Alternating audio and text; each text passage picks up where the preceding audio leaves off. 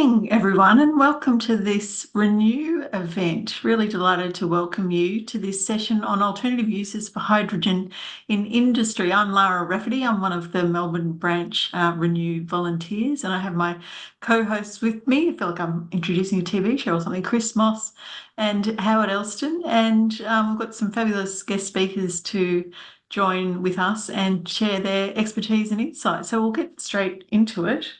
Of course, I'd like to acknowledge the people of the other Willem lands in the west of Melbourne, from where I'm calling, and acknowledge ancestors and elders and any Aboriginal and Torres Strait Islander people with us today, and acknowledge that, of course, it is and always has been and will be Aboriginal land. So the outline for the session, so we have 30 minutes for our first speaker, then 10 minutes of Q&A, and then we'll repeat that little process and maybe have some time for some final questions at the end. So I would encourage you to put your questions in the chat and we'll get to them at the end of the session. So just in terms of those folks who are new to Renew, Renew is a national not-for-profit organisation that inspires, enables and advocates for people to live sustainably in their homes and communities. Renew provides expert independent advice on sustainable solutions for the home to households, government, industry and corporate clients. We produce two fabulous magazines, Sanctuary and Renew, and our website is full of resources to support making the transition to living more sustainably. Our events, including Sustainable House Day, have inspired and engaged thousands. And if you're interested to know more, check out the website at renew.org.au. And now it's my very great pleasure to introduce our first speaker. Fiona Beck is an Associate Professor at the ANU School of Engineering and Research Lead for the Facilitating Transformation Program in the Collaborative Research Centre on De-risking Decarbonisation for Heavy Industry. Her research focuses on the opportunities and challenges to transitioning the global energy system from fossil fuels to renewable energy. She has over 15 years experience in developing novel technologies for solar energy conversion, including the production of renewable fuels and commodities like hydrogen. So welcome, Fiona, and thanks so much for joining us tonight. Thank you very much, Lara. Thank you very much for having me. So I guess I'll go ahead and share my screen, get that started. Thank you very much for that wonderful introduction. I would also like to acknowledge the Ngunnawal and people and Ngambri people here in Canberra, the lands in which I sit, the beautiful unceded lands that on which I sit. So I'm going to move that, see if I can move that, or at least delete it. There we go. So I'm going to talk to you today about the role of hydrogen in the global energy system. And then I am going to be followed by someone I know very well, Geoff Brooks, who will be talking a little bit more about the use of hydrogen in heavy industry. So I plan, yes, there we go. My outline is for this talk is basically, I want to talk to you about what hydrogen can do and what it can't do. I want to convince you that it matters how it's made. And I want to give you a very brief overview about what Australia is doing in this space. Right. So first of all, setting the scene. So I'm sure that you're all aware that we are in the middle of a climate crisis. And the IEA, which is the International Energy Agency, have spent a great deal of time and energy working with its scientists all over the world to map out a pathway to net zero emissions by 2050. So they use all sorts of integrated assessment models, understanding how the climate works and also understanding the economics of how energy is made and used in different sectors. And they come up with these pathways that we could, for technology change, that would keep us within our carbon budget. So they focus specifically on the energy sector because it is a major source of global emissions. And it really holds the key to understanding understanding how we should be responding to the world's climate challenge. So one of the statements from there that I like to quote, and I think is really important to remember, is that most of the reductions in emissions that we need to do between now and 2030 come from technologies that are already in the market today. So we don't necessarily need to be doing anything new. We just need to be employing things that we already have faster than we are. However, by 2050, the models show that almost half of the reductions are going to come from technologies that are currently in demonstration or prototype phase. And that's really important to understand as well. And that's really where hydrogen is sitting. So this is a chart of the cumulative emissions reductions that we are going to need to do in order to meet this net zero scenario by 2050 that is laid out by the IEA. So the important things to look at here are that the real workhorse is electrification and renewable energy. Absolutely no surprise there. They are doing the most of the work. And then there's another big chunk, which is around more efficient energy use, changing our behavior, avoiding demand, and then also increasing technology performance so that we don't use as much.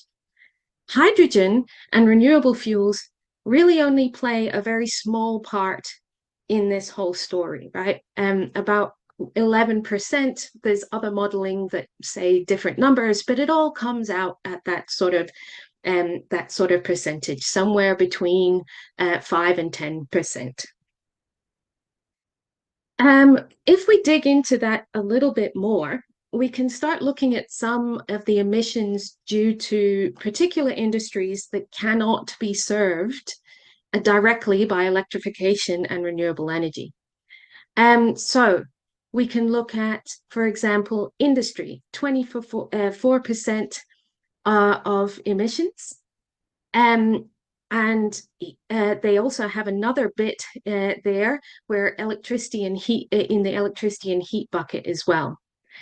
So these sorts of things could include things like ammonia, which is really important for fertilizers, iron and steel making, and they account together for about 5% of that 24% from industry. We also have transport. Now, obviously, electric passenger cars are really, the uptake of them is really increasing. We also know that we all need to be using as much public transport as we can, changing the way we use transport. However, there are some transport types, particularly shipping of containers, container ships, and aviation, that really are not going to be able to be electrified, long-haul flights and for aviation particularly. And that's about 3% of that 15% from transport. So the numbers here are just to give you a feel for how much of this, where these difficult, hard to abate sectors are and how much they account for. So ammonia is an important one, and it's one that people may not be aware of. So ammonia is actually made mainly from reforming of fossil fuels. So I've got a gas example here, and generating it creates a lot of carbon dioxide. Once you have your hydrogen, you then combine it with nitrogen in the Haber-Bosch process, and that produces ammonia, which is a really key ingredient for crops and food. And in fact, the invention of the Haber-Bosch process was awarded a Nobel Prize for Chemistry in 1918, and really is credited with avoiding starvation and lifting a lot of people from food insecurity. So really fantastic example of human progress. However, if you were to put the ammonia industry in a box and call it a country, it would have the same emissions as the entire country of South Africa. So not an insignificant amount of emissions. So what role does hydrogen play in this story? I'll start by just talking about hydrogen as a carrier. So the whole point of hydrogen is not that you can dig it up like natural gas and use it for energy, but that it is an energy carrier. So if you start with water, for example, you can split that water by adding energy to get hydrogen and oxygen. And that energy can be stored in those chemical bonds to be recombined, which is exothermic, which means it releases energy to go back to hydrogen. So you can cycle around this, storing and sort of extracting and producing energy with no carbon atoms involved at all. And obviously, when you generate energy by combining these hydrogen and oxygen molecules, your byproduct is then water vapor, so not a greenhouse gas. Zero emission hydrogen production is really the technology that we're talking about is electrolysis. So in this case, you have an electrolyzer, you apply some electricity, you include some water, and you get hydrogen and some oxygen. And if you're using electricity with emissions intensity that is sort of average in the world, so from some combination of fossil fuels and renewables and all sorts of other things, then you would get a large amount of carbon dioxide released while generating that electricity as well. However, obviously we can do it with renewable energy. And if you do it with the renewable energy, there are no production emissions at all. And in this case, this is what we call zero emissions hydrogen. And this is really a critical part of the whole story because hydrogen is really being called the missing link between renewable energy and industrial fuels and feedstocks. So you might have heard of the term power to X, X being whatever you want, whether that's a fuel or a chemical. So the idea is you'd start with your renewable energy, you run it through an electrolyzer, you would then get hydrogen. And you can use that hydrogen directly for a range of things that we will talk about in a minute, or you can do a further reaction. And there's a whole bunch of these, but they're sort of known as Fischer-Tropsch synthesis. Apologies to any Germans in the audience for I always mangle that. And essentially, you can combine carbon dioxide from the air with this hydrogen to get a whole range of complex hydrocarbons. And these look identical and act identical to hydrocarbons that come from fossil fuels, only they're not. They're coming from carbon dioxide in the air and from renewable energy through hydrogen. So in this case, you could get these are sometimes called e-fuels or synthetic fuels or renewable fuels. And you can get anything you want. So methane, methanol, and a whole range of other feedstocks and fuels as well. On the other side, as we've seen, you can combine the hydrogen with nitrogen to get ammonia, and then you've got your nice renewable ammonia, which doesn't release all of that carbon dioxide when you produce it. So the idea here is that the production of hydrogen and associated derivatives, as they're called, other chemicals that can be derived from it, have a really important role in displacing fossil fuels in a range of industries that cannot be easily electrified, where you can't just take away the fossil fuels and plug in renewable energy. Okay.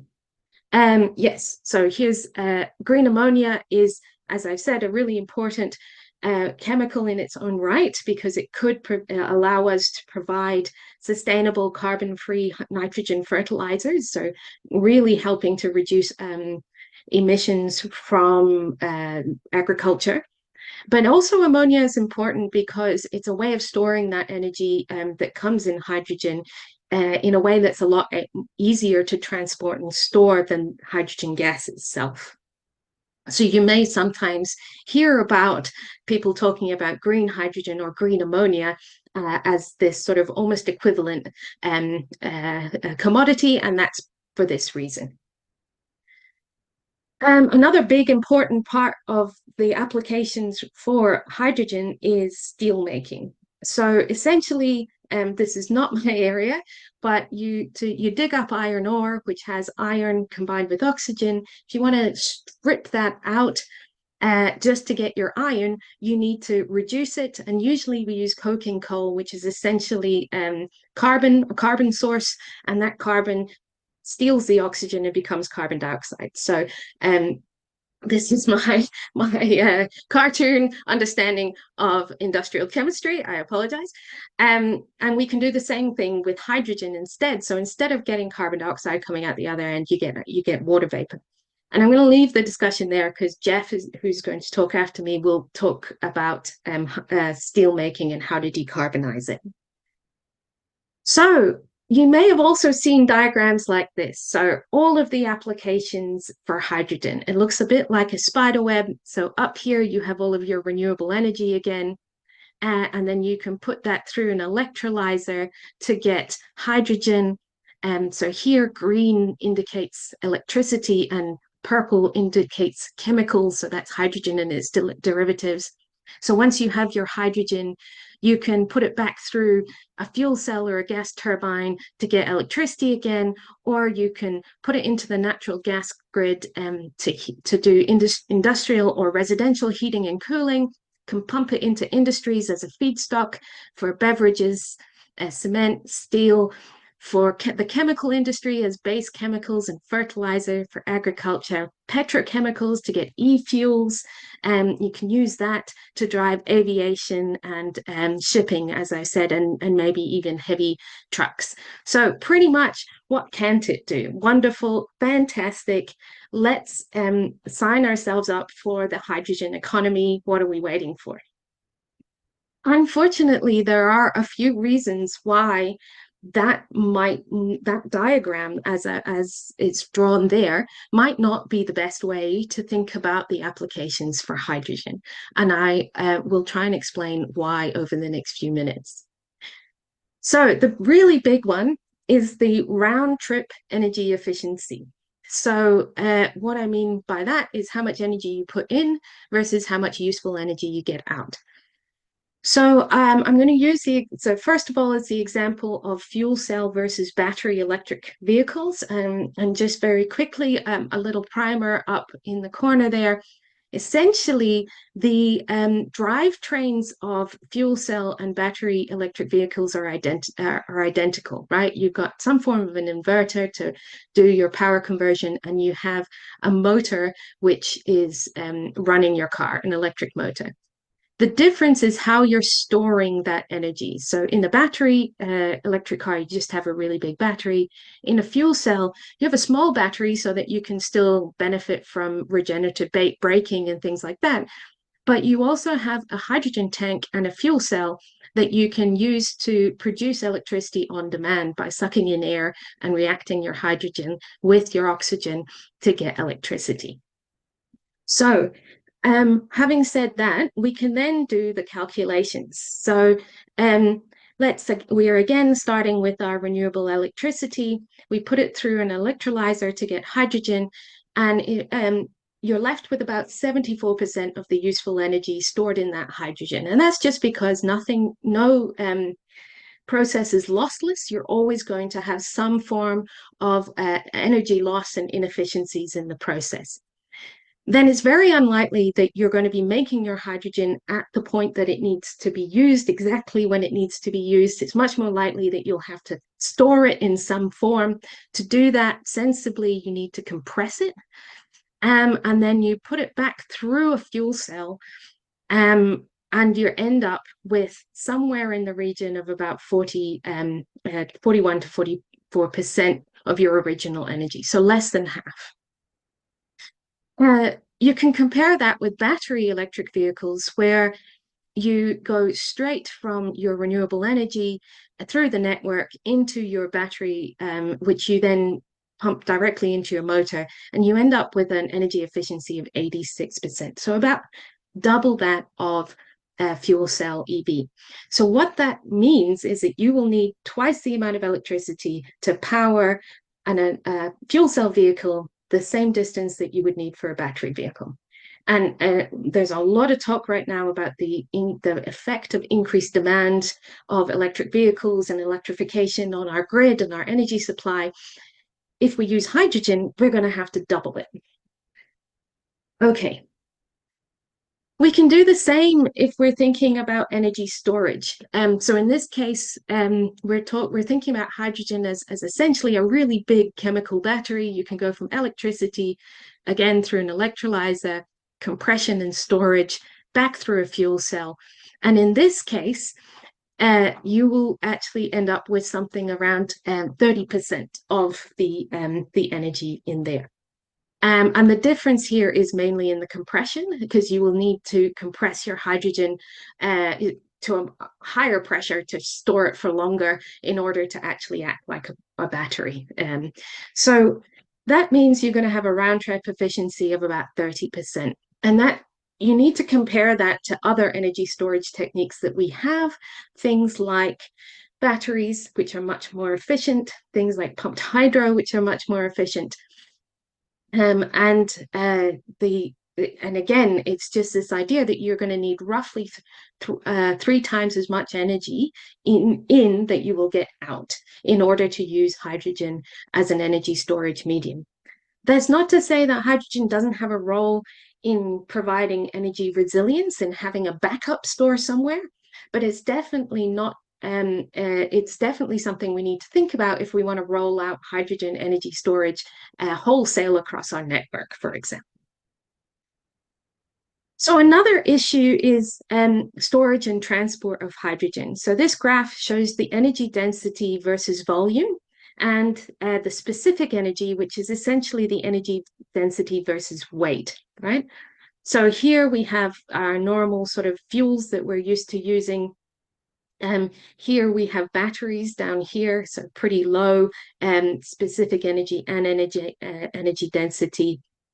And then we have compressed natural gas and compressed hydrogen. So natural gas is a useful one to compare with because it's another gaseous fuel that we've already used widely within our society. So unfortunately, because of the difference in the volumetric energy density, even though the specific energy is much higher for hydrogen, we're going to need double the volume per unit energy than compressed natural gas. So essentially, instead of having one tank, you'd need to have 2 tanks, and you need to have double the capital costs and double the amount of compressors and essentially double the costs of everything in order to use hydrogen compared to natural gas. And that's just for the storage. It's a similar story for liquid hydrogen. So when you cool it and liquefy it to travel long distances, like we do with liquid natural gas, again, it's much higher specific energy, so the weight is really low, but the volume is much higher, right? You're going to need, sorry, the volume density is much lower, so you're going to need 3 times as big a volume per unit energy than LNG. Functionally, this means for one LNG ship, you would need 3 liquid hydrogen ships, or you would need one ship that's 3 times the size. So you can start to get a feeling for just the issues around how you compare the cost effectiveness of storing and transporting hydrogen versus other fossil fuel energy sources. So in conclusion to this part of my talk, the thing I want you to take away here is that hydrogen has a lot of applications, right? And it's been compared to the Swiss Army knife. So you've got the little bit here that's the pliers, and you've got the bit over there that's for, as my dad always used to say, taking Boy Scouts out of horses' hooves. You've got knives, you've got anything you can think of, right? And it's a great little tool that's multifunctional. However, if you want to actually carve a turkey or cut down a tree, you don't go and reach for your Swiss Army knife. You go to the tool that is most efficient and effective. And so the point to remember is that it's not always the right tool for the job. And we have this really useful graph here. This is from, again, the this is actually the Internationally Renewable Energy Agency, so IRENA, a really good source of information if you're ever interested. And they sort of have characterized applications for hydrogen in low priority and high priority blocks here. Right at the top for high priority, chemicals. There's no other way that we can get hydrocarbons renewably than using electrolysis at the moment, right? Renewable hydrogen. Shipping and steel, really looking unlikely that we're going to have other ways of decarbonizing these applications. Same for long haul aviation. High temperature heating for industry, so really high temperatures. There might be a role for hydrogen here. However, direct electrification of this is getting better all the time, so maybe we don't, maybe not. And then seasonal energy storage is sort of sitting off at the edge there, because it's very inefficient, but it might be worth it if you have no other way of storing renewable energy. Okay, so on to the next part of my talk. It matters how hydrogen is made, and you may have come across the hydrogen rainbow. They have assigned colors to all the different ways for making hydrogen. So all of these ways of production, they result in exactly the same type of hydrogen. It's two hydrogen atoms stuck together. However, it's important how it's made because of the emissions that are released during that process. So at the moment, 96% of hydrogen that's used in industry is made from fossil fuels, so coal gasification and reforming of natural gas. Then you have, these are known as black, brown, or gray. And then you have a whole bunch of other colors with reducing or different amounts of emissions associated with them. So you can have your reforming of natural gas and clean it up a little bit with carbon capture and storage. There's something called methane pyrolysis that I won't go into, which is, but again, it's still using natural gas, but lower emissions. And then you have your green hydrogen, which is what I've called zero emission or renewable hydrogen. And you get pink if you use nuclear energy instead of renewable energy. And you even nowadays, more recently, they've come up with gold or white hydrogen, which is hydrogen that has occurred naturally, and they're actually able to mine it, similar to how we do natural gas. So I'm going to focus in on the key types of hydrogen that are commonly talked about when we're talking about hydrogen production at scale. So reforming of natural gas, you need to add natural gas, obviously, and water. And for every kilogram of hydrogen, you get 10 kilograms of carbon dioxide.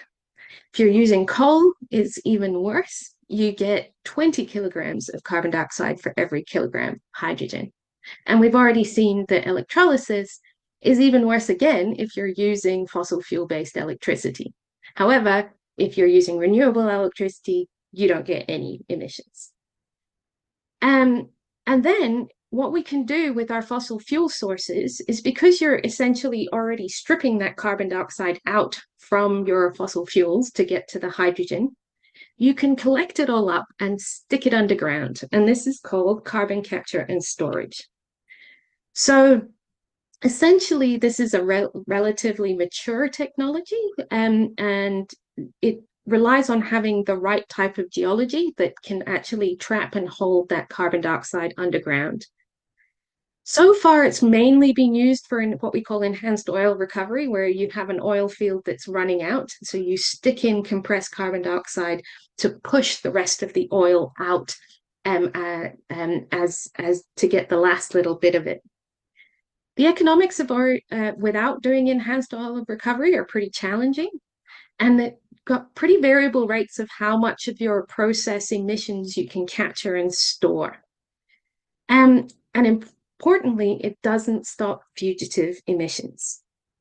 So fugitive emissions are essentially leakages of methane that occur during fossil fuel extraction and use. So they can happen while you're drilling and fracturing. You can happen while you're trying to get all those impurities out of your natural gas and process it, and as well as transport and distribution. So pretty much this is all of that gas that just leaks away. And because methane is a terrible uh, greenhouse gas, it actually accounts for somewhere around 6% of all global emissions. So that's just stuff that leaks away into the atmosphere while fossil fuels are getting processed. So all of this means that the emissions intensity of hydrogen is very variable. So emissions intensity is essentially the amount of emissions that are released during the production and use of a fuel per unit of either mass or energy of that fuel. So here I have that emissions intensity in terms of unit energy. And this is how much you release if you extract and burn coal. If you then instead use the coal to make hydrogen, you get a lot more emissions. If you apply CCS with a really nice high efficiency of 90%, you can reduce the emissions, but not to zero. Same for gas. This is what you get if you just use the gas directly. If you make it into hydrogen, you increase emissions. And reducing the emissions intensity using CCS can reduce that, but again, by a variable amount. And that's a really important point, right? So one, making hydrogen from fossil fuels releases more GHGs, greenhouse gas emissions, than just using the fossil fuels directly. Even if you clean it up with CCS, you still can have a really significant amount of emissions, right? Depending strongly on your efficiency of your CCS. And these are not, it's not like we have a lot of data on this. There's not a lot of plants out there. There are sort of theoretical maximums. There are things that have been shown in the lab, but there's not a lot of on the ground demonstrations of really low emissions hydrogen being made from fossil fuels. Unfortunately, the reason why people are really interested in blue fossil fuel-based hydrogen is that at the moment, it's much cheaper. So this is the cost per, again, per unit energy. The red is the cost of natural gas itself. The blue is the cost of blue hydrogen with gas, and the green is the cost of low emissions or zero emissions hydrogen with renewable energy. And you can see that these aren't lines, they're sort of they're areas, and that's because there's quite a lot of variation. But essentially, right now or in the near future, green hydrogen is still more expensive. But as we as we move forward in time, we're going to see that cost of green hydrogen reducing quite a lot. So you've got this idea, you've got this sort of, should we invest in blue technologies or green technologies for hydrogen?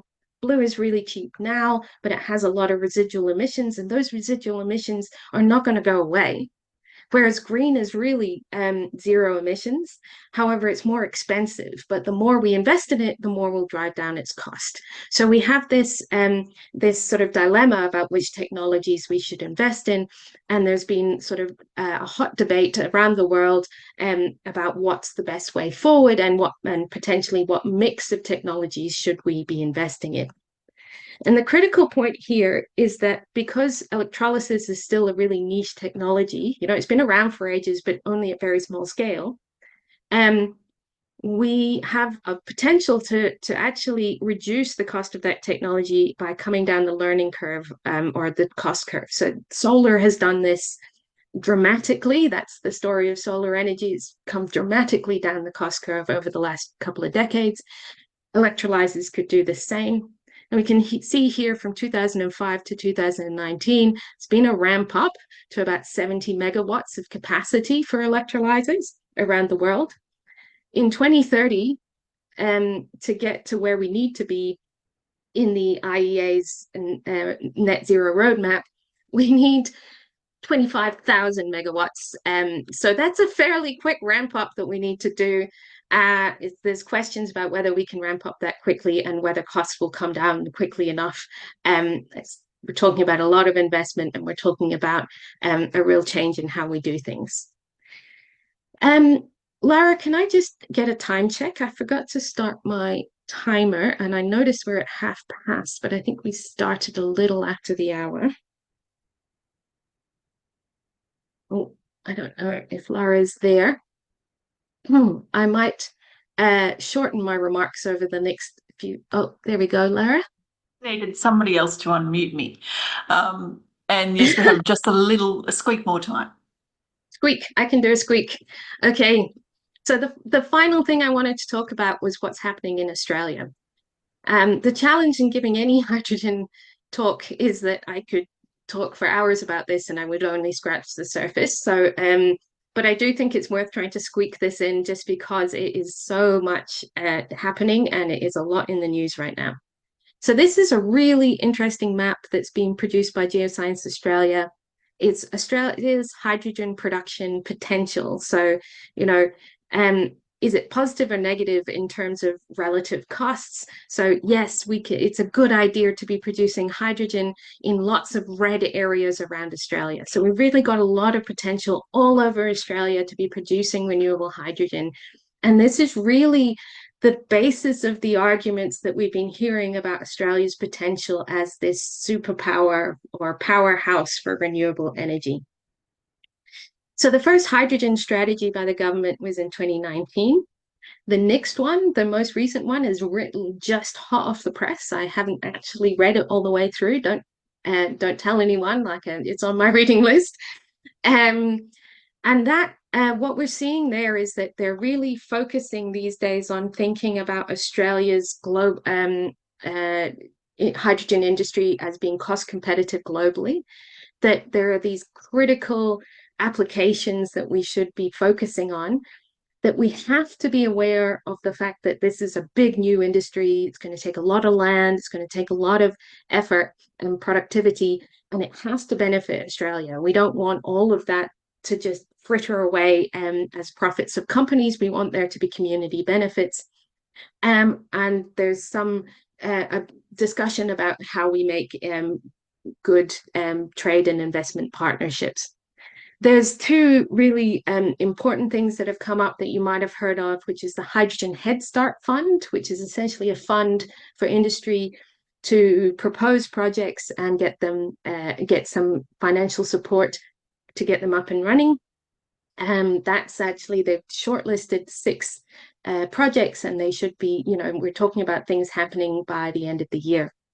They also have just the 2024-2025 budget highlighted that they're going to have a hydrogen production tax credit to help lower the cost of those green hydrogen in the near term, to really try and make it more competitive. So I would say that the Australian government's been quite bolshy about this. Again, there's a whole talk. I could talk for an hour about what's happening around the world and what the US are doing, but Australia is really trying to keep in the running and become and maintain, or trying to grasp their opportunity as being globally competitive. There's a whole heap of proposed projects around Australia, and we're talking really, really big numbers here. So all of these gigawatts are the amount of renewable energy that would be installed to support these projects. And just to give you some comparison, we're sitting on less than 20 gigawatts of solar and wind on the national energy market in the East Coast. So huge numbers here. If you're interested, CSIRO have done a spectacular job putting together this database. So if you go to High Resource and look in the projects, they've got 95 industry projects listed, and they actually keep this really well up to date. So you can find out who's doing what and for why and where all around Australia. Really important. This is going to take a lot of land. We've just seen how much hydrogen, how much renewable energy we need. We have to recognize that 57% of Australia is under various legal control of Aboriginal communities. That's really means that this is going to happen on Aboriginal land. And that means that this could be a really important opportunity for economic development for our First Nations communities. And I really urge you to go and have a look at the First Nations Clean Energy Network. They also have this wonderful map where they highlight sort of co-investment that is happening between large hydrogen projects and other renewables projects and local Aboriginal groups. So really new ways of benefits and risk sharing happening with communities. So very much recommend having a look at that. And then I might skip over this, but if everyone always asks me about water, so I have the numbers there if we want to talk about them. I'm part of a cooperative research center that's actually looking into how we go about de-risking decarbonization for heavy industry. Really interesting work happening there if you're interested in looking at the website. And then finally, a lot of the work, the ability, I've had 5 years of being able to go away and learn about hydrogen because of the zero carbon energy for the Asia Pacific Grand Challenge that I was involved in, and all these wonderful people that I've been working with. So I wanted to acknowledge them. And then finally, that was a bit more than a squeak, I apologize, but thank you very much for your attention, and I'll be very happy to answer any questions or continue the conversation. Thanks so much, Fiona. You just crammed so much in. That's really gorgeous. And I I'm really know. keen to check out the First Nations clean energy projects. That does sound like a magnificent opportunity, doesn't it? So, Yeah. Howard, you were going to throw to the audience and take us through some questions that have appeared in the chat. Yep. Thanks very much, Laura. So Frank's asked a really good question here, just in terms of the water sources around that, what are the requirements for water quality? So does it need to be purified, or can you just take it from the local lake, river, or seawater? So Fiona, what's your comments on that? It needs to be purified, but that's part of what we call the balance of plant. So it actually it needs to have all the ions and stuff taken out of it, and then it needs to have particular ions added back in. Um, but usually that's included in the balance of plant. So I mean, if you take a look at these numbers for the water usage, it's impossible. We should not be using fresh water sources. That would be a crime. And really, I would like it really as much as possible. Sorry, my computer just decided to try and update. Um, yeah, we really should be looking at desalination wherever possible, or using wastewater. Okay, thank you. And the capital costs of that are, desalination are high, but the energy costs are really low. It's like less than 0.1% or something of the energy required for actually doing electrolysis to desalinate water for the process. Okay. Just on a personal note, I noticed based on your information there around going for industry, based on what you've seen, what do you think Australia's first industry would be for going down the hydrogen route? Well, I mean, there's all sorts of there's demonstration projects that are already operating. So we have a hydrogen fuel cell filling station in Canberra, and I mean, there's also people trying to put them in gas networks and demonstrating that that's possible. However, both of those I think are applications that make no sense. So I think ammonia, because essentially switching from fossil fuel sources of hydrogen for ammonia production, I think that's the thing that we're going really high up there. And we're already seeing some projects out in Western Australia where that's happening. And then, in fact, I think that was actually on my map. Oh, sorry. This is where, yeah. So did I take that off? I think I did take that off. Sorry. In my old version of this map. So there is an example of this. The other ones I think are really prospective are steel making, and I'm leaving it to Geoff to talk about that. Okay. So just before we hand over, I'll hand over to Lara to introduce Geoff. There's one more question popped up here from Roger asking, given a great breakdown the efficiency of electrolyzers, but have you looked at the years of running them only when renewables would otherwise be wasted? Yeah, that's a really good question. And there was actually a flurry of modeling, looking at that when we started, like back in 2018, when people started talking about this as a really important part of decarbonization. So at the moment, the electrolyzer is really the most expensive part of the system. So it's cheaper. So you definitely, if you only use it when there's curtailed electricity, you're using it about 10% of the time. So you've got this hugely expensive asset just sitting there not working.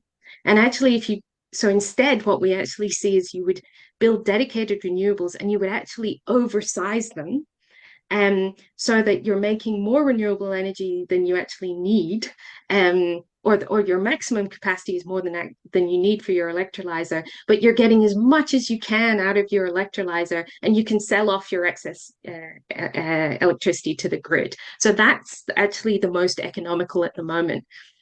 Maybe electrolyzers will get cheap enough that you could just have them sitting there waiting for curtailment, but that's quite a while away, I think. Okay, thanks, Fiona. I'll hand back to you, Lara, for our next speaker. Thanks, Howard. Yes, thanks again, Fiona. And now it's time to introduce Professor Geoff Brooks, who's going to talk to us about some developments using hydrogen in manufacturing green steel, along with the potential for industry to expand steel recycling. These developments are, of course, closely linked to increased demand for renewable energy. He'll touch on the prospects of the steel industry reaching net zero by 2050.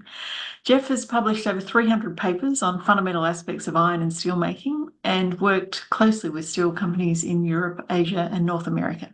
He's currently the Joint Swinburne/CSIRO Professor of Sustainable Mineral Processing, and is a Fellow of the Institute of Materials, Minerals and Mining. Welcome, Geoff.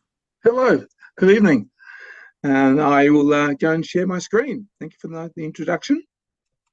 Can you see my screen at this stage?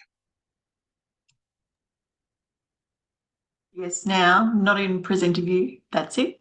Yep, good. All right, I'll get started. So, yeah, I'm going to discuss green steel, the options for Australia. It's a pleasure to be speaking to you. And I gather Renew is an organisation that's very interested in renewable energy and the use of it. So let me explain. It's a very important part of what we're talking about. One thing I'd like to say to you is that, as you can tell by my appearance, I've been in the field for quite a while, and I've never known such extraordinary interest in my field as the last few years. And it's a very exciting time to be working in metallurgy. From a metallurgist's perspective, never been a more exciting time to be involved. This is just a sort of rough summary of what generates CO2 in the world. And there's a lot of argument and debate about the exact numbers, but these numbers are at least reasonable. And when you look at these numbers, you'll notice that steel is sort of coming up at around about 10% of the world's CO2. It's a giant industry, like concrete is. And it's very hard to imagine a world without steel, and there's a lot of steel being used and consumed and recycled. So basically, people have said, well, if we can decarbonise the generation industry and we can decarbonise transport, what's the next obvious thing? Well, steel is an obvious candidate. And so the last few years, there's been quite a lot of pressure, public pressure, political pressure, to see the steel industry try to decarbonise. This has been particularly the case in Europe, but it's also in other parts of the world. So it's generated a lot of innovation, and I'll describe some of that to you. People have done calculations about, well, all right, well, how much does steel need to decarbonise to reach net zero? And this is a summary of those calculations. And it shows, based on some 2015 figures up to 2050, how much CO2 is generated associated with a certain tonnage of steel. And then they've calculated how much they're going to have to change the amount of CO2 per tonne of steel. So roughly speaking, at the moment in the world, there's about 1.8 tonnes of CO2 generated per tonne of steel, roughly speaking. And they estimate that it needs to go down to about 0.2 if we're going to achieve net zero. So if you're going to go from 1.8 to 0.2, you're not talking about an incremental change. You're not talking about getting clever and cleverer because we're already pretty clever at steel making, right? So this is not about, oh, we can make incremental changes. No, this will need a very, very large change to the way that we make steel. So we're looking for a revolution, not an evolution, essentially. This very busy map is trying to show you all the different projects going on in Europe at the moment to do with low carbon steel. And the green colored boxes are all the ones involving hydrogen, basically. And the blue ones are ones that people are looking at maybe at carbon usage or carbon capture. And you'll see that there's a lot of green. And basically, Europe is basically trying to shift its steel industry to be green, largely on the basis of using hydrogen. And there are a number of reasons why they don't use carbon storage. Some of them are political, some of them are to do with the technical details of, where they could possibly store it. So there's a lot of investment and interest in hydrogen in Europe. We are a big player in that game because we are providing a lot of the raw materials, right? So we're part of this story. This is showing you people who've got ideas for where they're going to be putting large hydrogen plants, right? And you can see that the map of Europe is covered with these green dots. And Australia has quite a few green dots as well. Fiona was just explaining some of those green dots, right? And so Europe, there's a great flurry of interest. It should be said that part of the reason why they're rushing towards hydrogen is because the alternative could be, for example, buying natural gas from the Russians, which they're not very keen to do. I was in Europe last week, and that's a very big concern. So part of what's going on is that they don't have quite as many alternatives as other parts. You'll notice that in America, there's not that as many green dots, and that's interesting because the steel industry there is located not very close to where there's a lot of renewable energy. So actually, the US steel industry, there's quite a serious discussion about going nuclear. So installing nuclear reactors to go to hydrogen, to go to decarbonizing. So there are regional effects about how much interest you have in hydrogen or don't have in hydrogen. So now this diagram here, I don't expect you to know every detail of it. It's an important diagram because it tries to sum up how steel is made in one diagram. So I'll walk through each side. On the left-hand side is the dominant way of making steel, which is basically you get ore and you get coal, turn it into coke, put it into a blast furnace and make iron. And iron is basically an impure form of steel. And then you take it to an oxygen steelmaking vessel and you convert it into steel. Now, it's much more complex than that little diagram, but that's basically the guts of it. What you notice is that the first part of the process, the iron making, is where you use a lot of coal. You use a lot of coal that's converted into coke, and you're basically using carbon to take the oxygen from the iron oxide. That's essentially the chemistry. Now, on the far right-hand side is the next biggest way of making steel, which is from recycling. So basically, you get scrap and you put it into an electric arc furnace and you melt it. Once again, it's not as simple as that, but that's the guts of it. That inherently doesn't have anywhere near as much use of carbon. The next process is the busy diagram third across. And this is a variation of all these processes. And in these processes, you get iron ore and you often bring it together with natural gas, actually, at the moment. And you turn it into a type of iron called direct reduced iron, DRI, which is also sometimes called HBI, just to confuse things. And this iron is solid. It's not like the blast furnace that produces liquid iron, it produces a solid iron. And this solid iron has the gangue, the minerals that aren't iron, still inside it. So it's quite an impure form of iron. And this impure form of iron goes into an electric arc furnace and they turn it into steel. That is only about 5% of the world's steel, that process.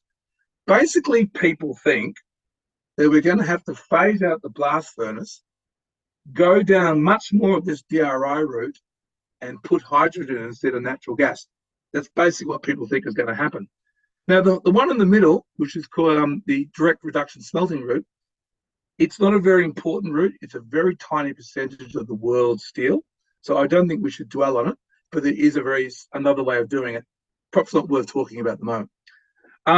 What I can say to you is you look at the numbers on the bottom and you'll notice that we're making 1,870 million tons of steel in the world. To give you some idea how big that is, 1,870 million tons, the next biggest metal is aluminium, which is about 80 or 90 million tons. So steel is absolutely huge. Think of the biggest industry you can imagine. Steel is absolutely enormous industry. And to give you another measure of scale, if you go to the Port Kembla steel plant, that's currently producing about 3 million tons. So get 1,869 divided by 3, and you get an idea how many Port Kemblas there are in the world. So it's a really giant industry. And you'll notice that the blast furnace route is about 72% of the world's steel production, but it's 92% of the carbon CO2. So this is one of the reasons why people are saying we need to get rid of the blast furnace and move to these other processes on the right-hand side, either the DRI EAF or the scrap EAF. All right. So I've now explained a very complex industry in one slide, and I'm sorry if I took it too quick. Hopefully it made sense. In Australia, we have 4 steel plants. 2 of them are the blast furnace BOF route, one in Whyalla and one in Port Kembla. And then we have 2 scrap melting furnaces, one in Sydney and Melbourne. You should know that there are plans to build quite a few more plants in Australia. Actually, in the rest of the world, they are staggered how little steel we make, because Australia has fantastic energy resources, fantastic renewable resources, and lots of iron ore. So to the rest of the world, it looks very strange that we don't make more steel. And I think actually we're going to make more steel, or at least make more iron. So I think we're going to become more of an iron producer as well as an iron ore producer. I just went through that complex flow sheet. I've tried to simplify this now into a couple of simple formulas. So at the moment, most of the world's iron, before you make steel, is made by adding carbon and some flux, and iron oxide, sorry, iron ore, plus carbon plus flux, and you make a liquid iron, some slag, the residues, and CO2. And then the rest of the world's iron is made the ore plus natural gas going to iron, water, and CO2, and that's about 5 to 10%. People are saying what we need to do is go to the third one, iron ore plus hydrogen going to iron and water, that's hydrogen production.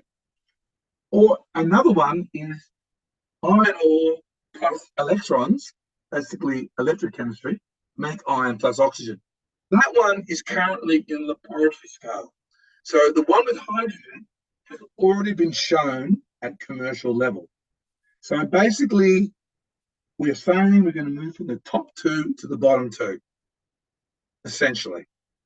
That's how we're going to decarbonize.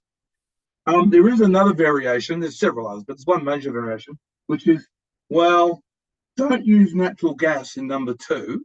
Don't use natural gas. Use biomaterials that are sustainable. In other words, grow plants, generate biochars and biofuel, and use that, and that could be sustainable. I don't think that's going to happen because I think it would be too difficult to get the amount of biomass to match the steel production. But it is an idea that people are exploring. So I think most of the serious money is in going to the third step, which is hydrogen. Here is a summary of some calculations showing you how much CO2 you would theoretically make from these different routes. Now, I should tell you that these graphs actually have a lot of variability. So this graph is, got a lot of error bars on it. And you can see the blast furnace ones are on the left-hand side, and they're all quite high. Then over here, you have the DRI and the scrap ones, and you notice they're a lot lower, right? And then you've got hybrid, which is where you get hydrogen to make the DRI, and then you get renewable energy to make the electricity for the electric furnace. And then it goes down to really low. So basically, people are saying, looking at this chart in a very simplistic way, let's close all the blast furnaces and let's put in DRI and let's put in hydrogen. So in a very simple level, that's what basically people are saying. Actually, it's not as simple as that, but that's the grand view looking from top. An obvious question is, don't we have enough scrap? Can't we use enough scrap? Unfortunately, we don't have enough scrap. So steel is very impressive with scrap recycling. So steel is one of the most recycled materials, and the industry has developed quite impressive technology for recycling steel. And the steel industry is very proud of that, because they do much better than most other industries. But if you look, you take, say, 2020 on this graph, and it's showing you that there's about 800 million tons of scrap in the world. Well, 800 million tons is not even half of the total steel production. So in other words, we can't go fully circular yet, because we're still building bridges, we're still building buildings, we're still developing. If we stop developing and we stop building all that stuff, we could imagine living on scrap. But at the moment, we're nowhere near that. One of the other issues also is scrap comes in various qualities. And you see that the big sort of, I'd call that a sort of blue-green, isn't it? The top one, the dark blue-green color, that's what you call obsolete scrap. Obsolete scrap is the stuff that you and I chuck away and put into the dump, right? That sort of scrap has a lot of impurities in it, and it's actually quite difficult to make high-quality steel from that sort of scrap. Not impossible, but quite difficult. And the other really good quality scrap is what they call like home scrap, generated at the actual steel plant. That's not so much. So there is also the issue of quality of scrap, and what we can do about the quality of scrap if we wanted to go circular. Now, Australia is a big player in the ore side. We are the giant of iron ore, and a lot of our iron ore comes from the Pilbara, and we sell that all around the world. Those ores that we sell all around the world from the Pilbara, it's not the only place we sell it from, but from the Pilbara a lot, it's not that high quality. It actually has a lot of impurities. So one of the questions is, well, will Australian iron ore work very well in these new processes, right? That's a very big question that is challenging the Australian iron ore industry, and also of interest to steelmakers all around the world. It gives you an idea of some of the composition of these ores. And you'll notice, if you look at this chart, that there's quite different amounts of alumina and silica. Alumina and silica are not things that steelmakers welcome. They have to go to quite a bit of trouble and expense to remove them. And notice that phosphorus is listed there. Phosphorus is very difficult to remove from iron, and it really affects the quality. And so these ores are tending to go down with quality as we dig them up. So there's a lot of issues with the quality of our ore and how they're going to work in these new processes. I've done a lot of calculations on this. This is a recent calculation from my team, and it's showing how much CO2 you would generate if you had a hydrogen iron making process with these ores, like ores we get from Australia. And you can see the good news is that when we do the calculations, you do still dramatically reduce the CO2, but you'll notice that the CO2 doubles. You know, the B ore is about half the amount of CO2 as the D ore. Yeah. So these are real ores, numbers provided by the ore producers, and I did all these calculations, which everybody was interested in because it's one of the things they want to understand. Now, some Australian business people, like this gentleman, think this is a great business opportunity for Australia because we have some great renewable energy. So he would argue, and other people argue, let's make more hydrogen, let's get our renewable energy, make hydrogen, and then let's get that hydrogen, make the DRI, and maybe make steel, or just sell the DRI. So instead of being a giant iron ore exporter, let's become a giant iron exporter. So this could be a great opportunity for Australia, they argue. I think this has already been covered by the previous speaker. When you look at hydrogen, there are many different thoughts, but the major one at the moment is blue hydrogen, where you basically are generating it from coal gasification and steam methane forming. And of course, you have CO2 as a product. The green hydrogen, which is a very small part of the world's hydrogen generation at the moment, is only producing oxygen and hydrogen as its products. And it's using electrolysis, as I'm sure the previous speaker explained. There are a lot of projects planned for building large hydrogen facilities, but I want to tell you that for steel industry, you can't use megawatts. When you look into the details of building, of what you need for a steel plant, you need gigawatts, not megawatts. So a lot of these gigawatt projects that you see planned here on the right-hand side, a lot of them have been delayed, as you've been reading in the media. And I think this is because there is some uncertainty about the market and the cost and people willing to pay the price, right? And this has seen a lot of these dots here in this graph, which is generated in 2021, move to the right. They've all been delayed somewhat. And I'm sure most of you have read about this in the media. What does this do to the cost of steel? Well, I've done quite a lot of calculations on it for companies, but this is a reasonable summary. This is from the Grattan Institute. And they were saying, well, if you go, if hydrogen is $3 US per kilogram, which is quite a low price at the moment, it's from what I hear, it's more like $4 to $10. Though Fiona will know more about this topic than me. But if it's $3, which is a low price by comparison at the moment, you're still adding somewhere around about 50% of the cost to steel. So 50% means in a competitive market, unless you're protected, you'll go out of business. So this is the reason why you read about steel companies being hesitant to go green.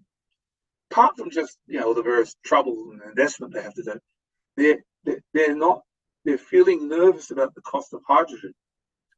So they want to see hydrogen come down in price, which creates a chicken and egg situation, because obviously if the steel industry starts buying hydrogen, then that justifies scale and that may bring the price down. But this is the nervousness in the steel world at the moment. What is the cost of hydrogen? And at what point should a company enter the market buying hydrogen? So that's a very big issue. And Fiona and I have spoken about that. And I apologize if I've crudely described that issue. She probably described it in a more elegant way. But that's what I hear from the steel industry. So what's the big picture? The grades of export ores are drifting downwards, so we have quality issues. DRI is currently made from high-grade ores. The impact of expanded DRI production is likely to result in energy losses and productivity in the steelmaking process. Not a trivial problem.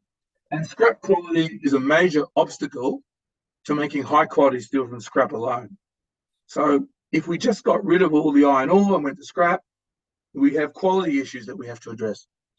And green hydrogen is currently costly at the moment and at comparatively low scale. So what are the options? Existing EAF operators, scrap melters. The easiest thing to do is switch to green energy. That's relatively straightforward. And the, excuse me, just checking on my timing. Existing blast furnace BOF operators could switch to hydrogen DRI. That's what some people are exploring, same way up. Existing blast furnace operators could try to bring some hydrogen to the blast furnace and get more scrap into the BOF. That's a strategy that some people are exploring. I don't think that will take it down enough, but they are exploring it. And some other BOF operators are switching to DRI melting furnaces.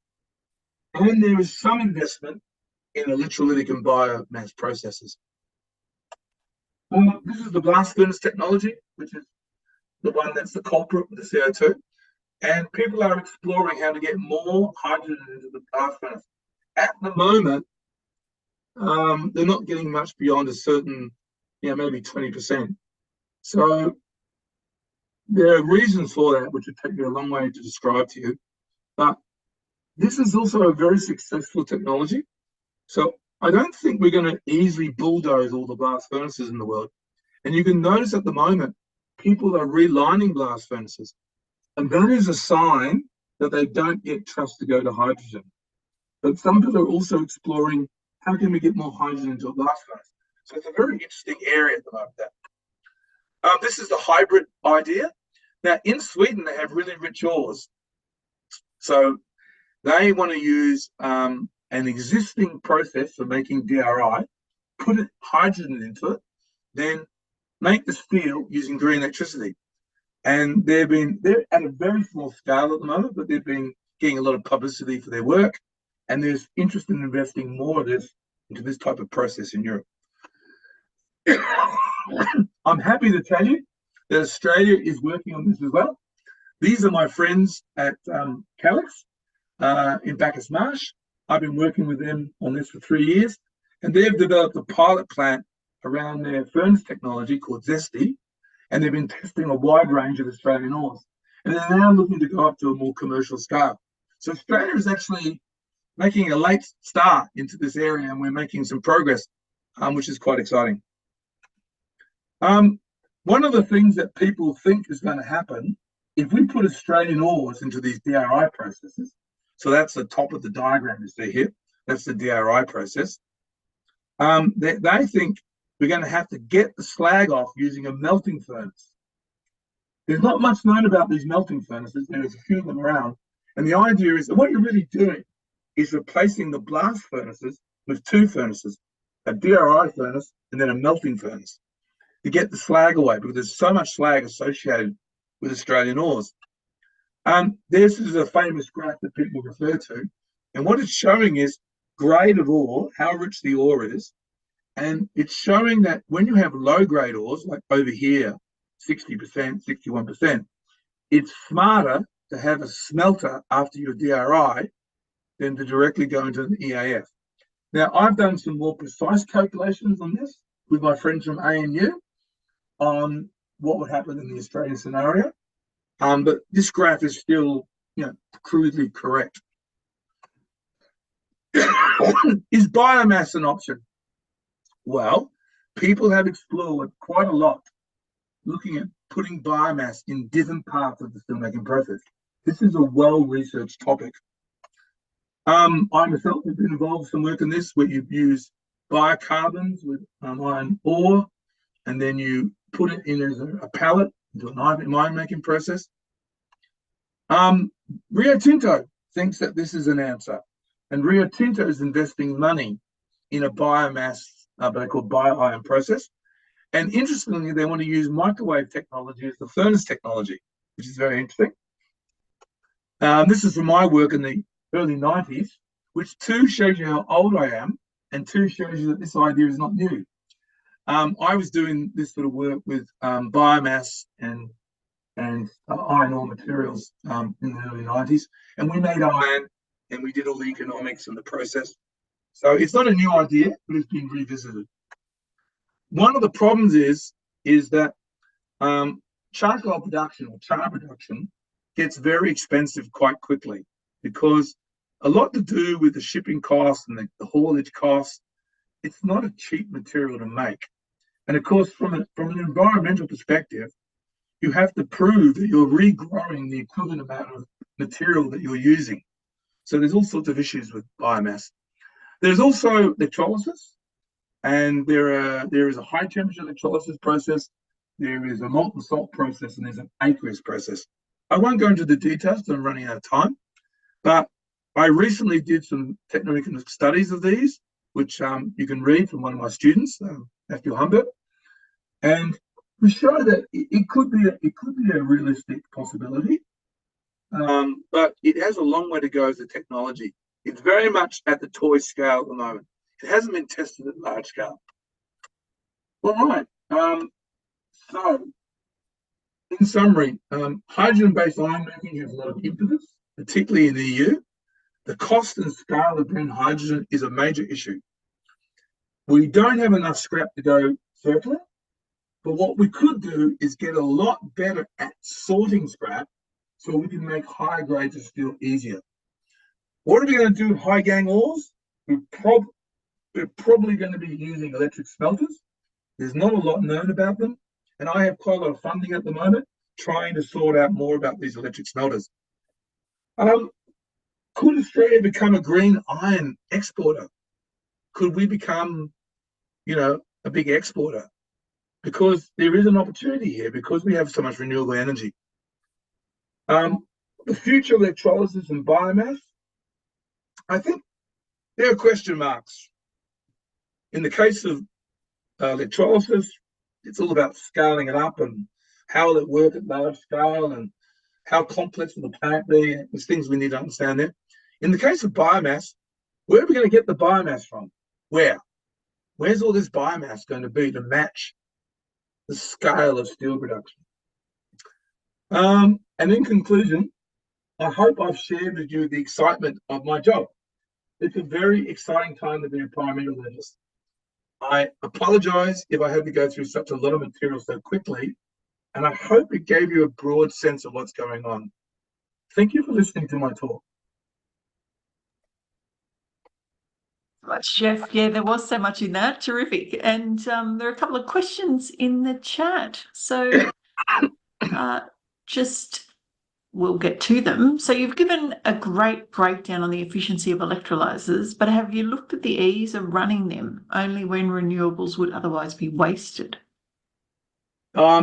Actually, I have waded, perhaps stupidly, into Fiona's area. I did a little techno-economic study of hydrogen production, and I did it from a sort of engineering perspective and then did the techno-economics.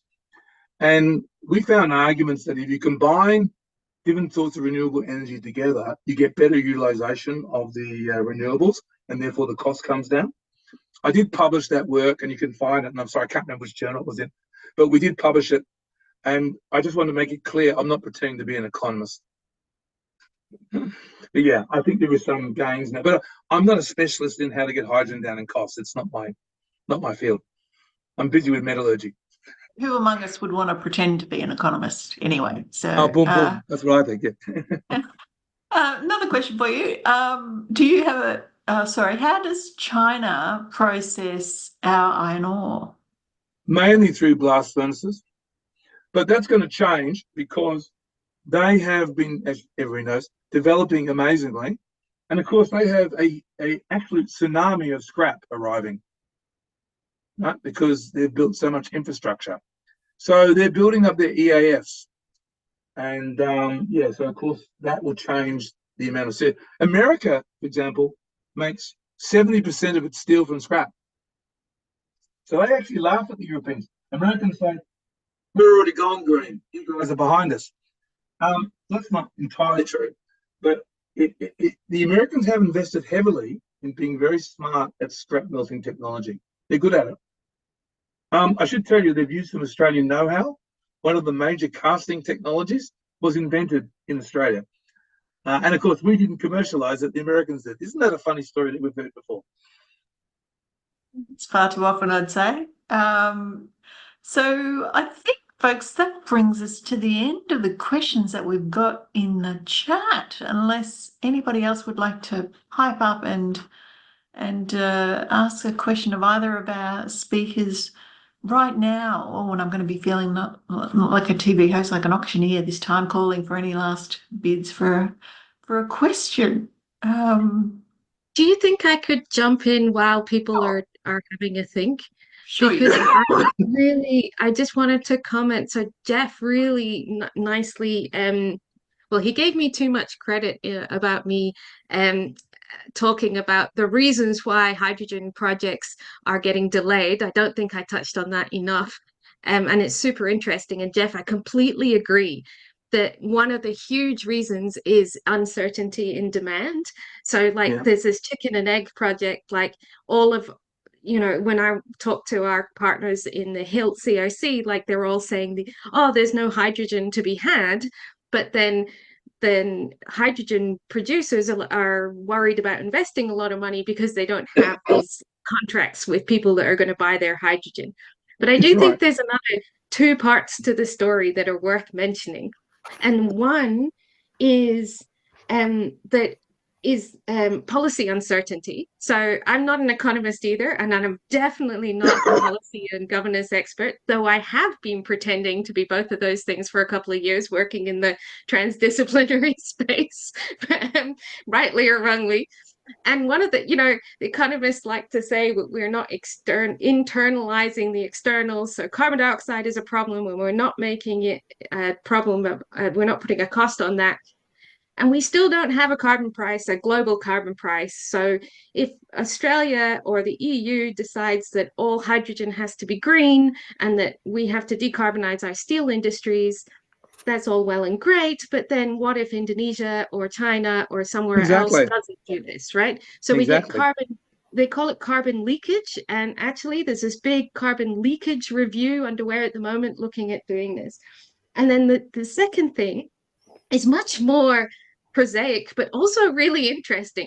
We are still feeling the effects of the pandemic, supply chain issues, and inflation. And so there's this great publication that comes out called Gen Costs that calculates projects all the costs of energy, and they also do hydrogen electrolyzers, and they've been really bullish, and everything's been coming down in cost all these years. And then since the pandemic, everything started to go up. And there's huge supply chain issues with metals and all these things. And also this uncertainty around the cost of capital and inflation and all of those the same reasons that, we're all suffering and paying our mortgages are the same reasons that people aren't investing in these risky new technologies. So it's really interesting. And Fiona, I think some economists, and some of them are my friends, have been a little bit too bullish. You see people who write papers that say, and I'm partly guilty of this myself, I'll plead innocence by ignorance. They put things like, $3.50 is achievable in Australia. But you talk to people who want to buy hydrogen, they go, I can't buy for that, not remotely. It's more like $6 or $7 a kilogram. So there's this kind of credibility gap between numbers that people float around and the actual market. Now, it is confusing because there's not transparency in the market either. So it's a confusing story. But all the guys I know, people who are seriously wanting to buy hydrogen for their steel, they go, I can't get a good price. That's what they tell me. Yeah, no, I totally agree. It's very weird. And we need to be talking more realistically about the price of hydrogen, I think. I agree. And there's been a huge amount of hype, and that bubble has burst. And now there's a lot of backlash as well. So at some point we'll start talking sense, hopefully. Yeah. Hi, Rob Gardner. Rob Gardner here. Graham, I can ask a couple of questions. Is carbon monoxide, I think, is a much better reducing agent than hydrogen. Is there some blended way we could do it even better? Yeah, as you say, thermodynamically, CO is definitely a better reductant than hydrogen. And I won't bore everybody proving that. You obviously know, Rob, but that's true.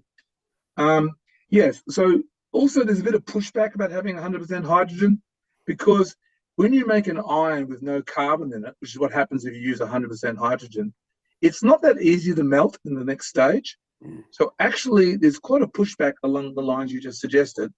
And people are saying, well, do we need 100% hydrogen? Perhaps we just have something that has, 80, 90% hydrogen, maybe some sort of fuel gas mixed up with hydrogen or something like this. So there is, and that potentially could make it cheaper, right?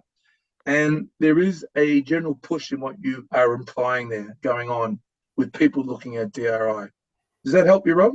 Yeah. Just wonder what progress has been made on that. It doesn't get much, or I haven't read much about it. Yeah, well, there's things I've done that I probably not at liberty to describe to you. Yes, there's quite a lot going on. And the processes that already use natural gas, those guys are already quite experienced with high hydrogen. They know how to do it. So, yeah, I would say the answer to your question is that is very likely was likely to happen. We're not going to have 100% hydrogen in many of these processes. We're probably going to end up with some mixture of, 80, 90% hydrogen with some other carbon mixed in with it as part of, we don't need to go to 100% hydrogen is what people are coming to the conclusion. And if I may follow on with another question, you've concentrated on steel, iron and steel. What about all other minerals? Isn't there opportunities in smelting of other metals? No, Robin, you're a hard man. I have a course on decarbonisation of steel, which takes 8 hours. I just delivered it last week in Holland. So I did that in about 25 minutes.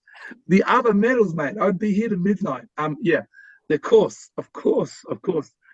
You'll find my group, I'm very proud of my group.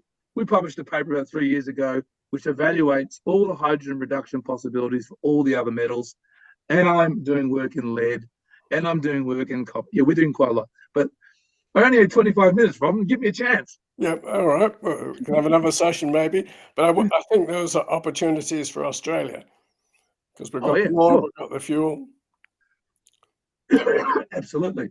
Look, what I would say is steel is the giant, right? It's the giant. So, you know, if you want to pick the priority, you would go logically at steel. The good news is it's scientifically possible. In fact, it's been shown at commercial level, right? So, it's an obvious thing to do. It's the cost that's holding it back. I'd love to tell you it's all about metallurgy. There is metallurgical issues, which I alluded to in the talk. But the major thing holding it back at the moment is the stuff that we were just debating, which is the cost. There are metallurgical issues, but they're not the overwhelming issue. Right, yeah. Am I now following my question from Eve? Shall I, Laura? On the global map, we saw no green dots in China. How is China exploring renewable technology? China is a massive leader in renewable technology. I guess that's your map. Yeah, no, that's not true. So I can't remember. I haven't got the map there in front of me, but there's definitely green hydrogen investments going on in China. I think the largest green hydrogen plant in the world is in China at the moment. I've heard it was a 240 megawatt, but it's generating at the moment 1/3. So it's about 80 or 90 megawatts. I should tell you, Robin, that's still a toy for a steel plant, right? That's toy level. It's still tiny. Yeah, we need gigawatts. Mm-hmm. Yeah. Yeah. Back to you, Laura. Oh, thanks, Robin. There's just one more question in the chat there. Do these large corporations factor risk into the equation, for example, climate risk versus action now? And how can governments help with that? Yeah, no, I actually, that's a really good question. And I want to explain something that's just occurred for people to understand what they're really thinking about. People who run steel plants, they have normally several thousand people working for them, sometimes tens of thousands. Normally, the city or town that they're in relies entirely on that plant existing. Right? The last week, over 100 years of steel production ended in Port Talbot. That's the biggest employer in Wales. That town will be, and that area will be devastated for a generation. We're talking about massive devastation. It's true, they should be thinking about the climate, but what they're thinking about is, can I survive in this change without destroying the community I live in? I think that's the more pressing thing they're thinking about. Of course, these are thinking people. These are not stupid people. They realize they have to decarbonize, but they're also thinking, can I survive this change? It was miscalculated in the UK and thousands of people lost their job, which will have no effect on the environment because that steel production will just be picked up in China, probably, and that steel production will probably be less efficient and probably more CO2. So from the perspective of Wales, a disaster. Right. So there is also, when you run a large steel plant, you are holding heavy responsibility to a community. I think that is a very pressing thing that people feel. And you notice it with Whyalla, that, you know, I don't know if you've been following the news, but people in Whyalla, their blast furnace is recently broken down, which is a very serious thing. And the whole city is the town is in depression because this could just destroy the town. They don't fix it. So yeah, I want to give you that perspective. And I feel if I sound slightly emotional about it, I know quite a lot of people who worked in that Port Talbot plant. So, you know, I look at it and think the human cost. Yeah, in terms of what the government should be doing, I'm a joint professor at CSIRO. I'm not meant to comment on government policy, so that's my excuse. But I think my colleague can speak more freely. Yeah, I can do that. But I actually think it's really interesting if you look at what the government says they're going to do in Australia. So they're in the process of ramping up the entire net zero agency, whose remit is helping people who are going to be affected by decarbonisation. So that's people working in coal, plants and mining, and the decarbonisation, and any at-risk organisation, at-risk industry, and that's their entire remit. So I think, and the government is also putting billions of dollars into supporting the Future Made in Australia sort of initiatives that are evolving as we speak. Or sorry, they're not evolving, they're becoming clearer as we speak.